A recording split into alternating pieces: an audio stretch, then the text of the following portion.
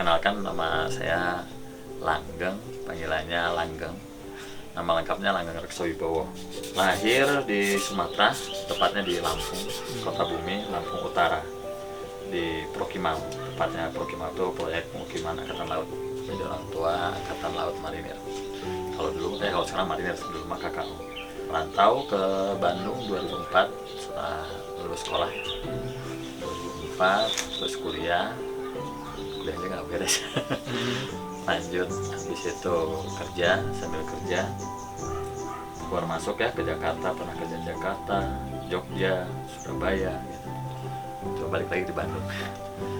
Akhirnya karena punya hobi dari kecil ya, hobi itu buat kerajinan ya. Contohnya ini pisau, kayak menajamkan pisau itu udah kebiasaan, menajamkan pisau di rumah dulu. Nah, kegiatannya sering cari rumput, ngarit gitu kan ya. 2018 lah mulai awal saya terjun full ke belajar tentang pisau gitu.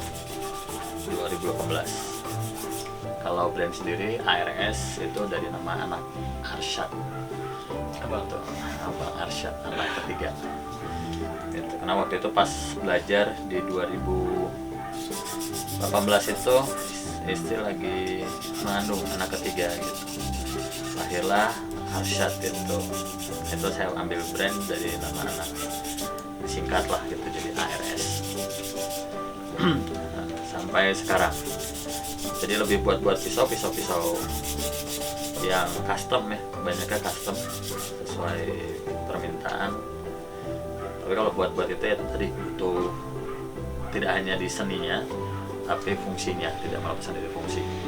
Jadi menyatukan beberapa unsur di sini kan, ada seperti kayu, material ada resin, terus ada material bajanya. Nanti ada pelengkap atau aksesoris dari sarung sampai di gagangnya sendiri seperti itu. Jadi disebutnya seni bilah premium gitu ya. Kenapa disebut seni karena dari bukan pabrikan, bukan dari proses mesin atau robot, tapi menggunakan semua handmade. Nah, contohnya ini sekarang lagi handmade tangan. Kalau varian tuh yang utama tuh sebenarnya awal saya buat pisau itu untuk sembelih atau untuk memotong hewan gitu, lembu atau lain-lain gitu. Terus yang berjalan ternyata banyak orang yang berminat di chef, karena dia seorang chef profesional, dia ingin dibuatkan pisau dapur. Nah disitulah baru mulai mengerjakan pisau-pisau custom atau pisau. Terus tadi chef kalau chef pernah sempat di awal-awal tuh ingin mau pusin pisau-pisau chef, yang akhirnya kendala juga di tenaga kerja ya, SDM gitu. Itu keluar pisau dapur ya, karena kekurangan SDM ya. Jadi ya yang bisa saya kerjakan gitu. Karena ada plus minus kalau kita ngerjain pisau-pisau untuk dapur, kata saya profesional tuh yang pertama pembuatannya lebih sulit daripada pisau-pisau kerja. Kalau pisau dapur itu kan, apalagi yang profesional, dia harus sesuai ya. Jadi pisau nggak ada yang multifungsi, tapi sesuai fungsi.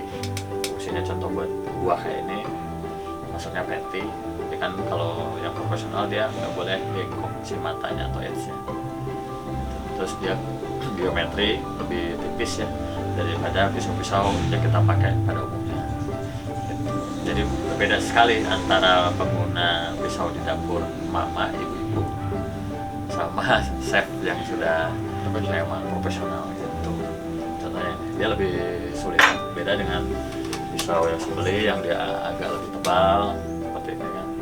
Terus dia tidak terlalu bukan nggak diperhatikan. Tapi untuk cutting edge-nya ini dia meskipun agak belok sedikit, dia masih tidak. Tapi kenapa mereka beli contoh yang handmade? Nah, handmade tadi kalau dikembalikan dengan seni, dia suka seninya gitu. Contoh perpaduan ada kayu gitu kan, ada resin, ada macam-macam ya, seperti ada batu virus, tanduk gitu. Nah, kalau mereka yang membeli itu rata-rata tidak dipakai untuk yang dipegang banyak orang, cukup dipegang oleh satu orang gitu, atau pegangan pribadi gitu, karena dia yang pegang cukup satu tangan. Meskipun bahasanya di situ kayu, tidak NSF ya, itu pasti aman karena dia pegang sendiri gitu, tidak dipegang banyak orang itu. Nah kalau pisau itu kan 3 poin ya. Yang pertama di seninya ya, itu dilihat itu enak gitu, keindahan. Nah yang berikutnya saat dipegang itu nyaman, tidak hanya indah. Kalau indah dipegangnya nggak nyaman, contoh kita pakai gagang agak berduri-duri gitu, dipegang kan nggak nyaman, mungkin indah gitu tapi nggak nyaman. Terus yang ketiga saat kita gunakan atau kita manuver gitu. Itu 3 poin itu biasanya untuk chef-chef yang dia mau beli handmade seperti itu. Kalau prosesnya apa aja sih Bu dari awal sampai akhirnya gitu? Dari awal sampai akhir prosesnya kalau bisa dibilang cukup ini ya, panjang ya. Nah, untuk kita di saya sendiri, di ARS sendiri belum ada yang menyediakan. Kalau di Jepang itu sudah ada, jadi hanya buat blade-nya aja atau blanknya seperti ini, nanti sudah jadi dia kasih ke, atau dia beli gagangnya gitu ya, sudah ada. Makanya kalau pisau-pisau dapur Jepang itu terpisah, yang buat gagang dia produksi gagang aja, kalau bilah dia buat bilah, nanti dia beli gagang atau dia minta tolong pasang gagang baru dimasukin. Makanya kalau kita beli pisau-pisau Jepang rata-rata itu dia ada jarak, ada paksi ya, ini kan namanya paksi. Ada ini apa, half tang, ada yang full tang tuh kayak ini. Nah, jadi kenapa kalau pisau-pisau apa seperti buat sayat atau pisau dapur dia nggak full tang, karena kan sifatnya dia mengiris, tidak sifat dihantam, diayunkan. Jadi dia cukup dengan dia di vaksinnya ditanam atau seperti ini, itu sudah cukup. Karena dia fungsinya menyayat. Karena pisau itu cuma ada dua jenis, yaitu pisau sayat sama 2 pisau membelah atau menebas gitu. Kalau sayat ya termasuk potong dapur itu menyayat gitu kan. Kalau untuk menebas atau membelah itu kampak, termasuk golongannya. Terus golong kerja seperti itu. Satu pisau bisa berapa lama paling lama? Ini prosesnya tuh satu pisau itu kurang lebih kayak ini aja. Kalau satu piece aja itu kurang lebih 3 hari.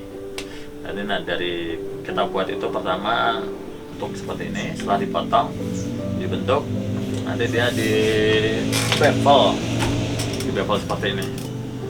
Nah dia mau dibuat geometri buat apa, bentukannya buat apa, kayak tadi kan kita butuh komunikasi 2 arah, buat tebas kah, buat motong kah, buat sayat kah gitu kan.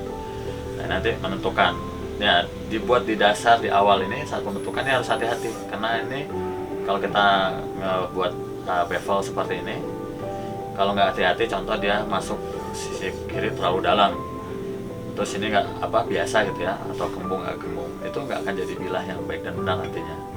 Makanya butuh kehati-hatian dari proses di awal.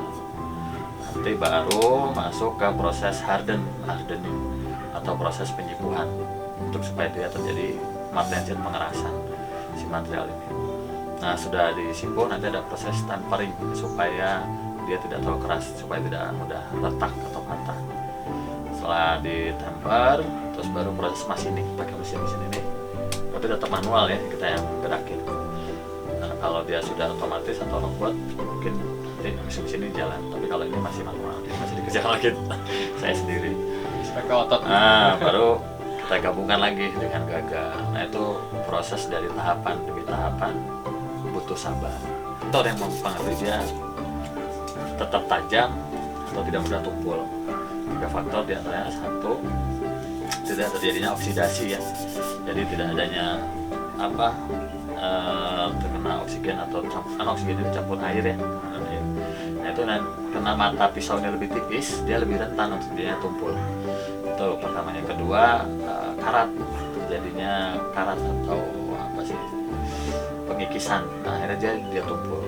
Yang terakhir yaitu di ruang yang vakum atau tempat vakum, atau di ruangan di vakum.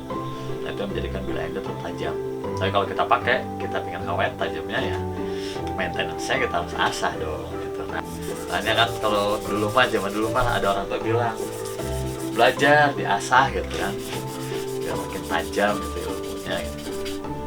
Nah, makanya tuntutan ilmu itu satu, kalau kita berusaha dicari dengan sungguh-sungguh kayak sekarang contoh kuliah dan lain, tuntutannya ada diamalkan. Kalau nggak diamalkan dia akan pergi meninggalkan kita yang benar-benar bersungguh-sungguh mencari ilmu. Siapa aja nanti ditinggalkan oleh ilmu.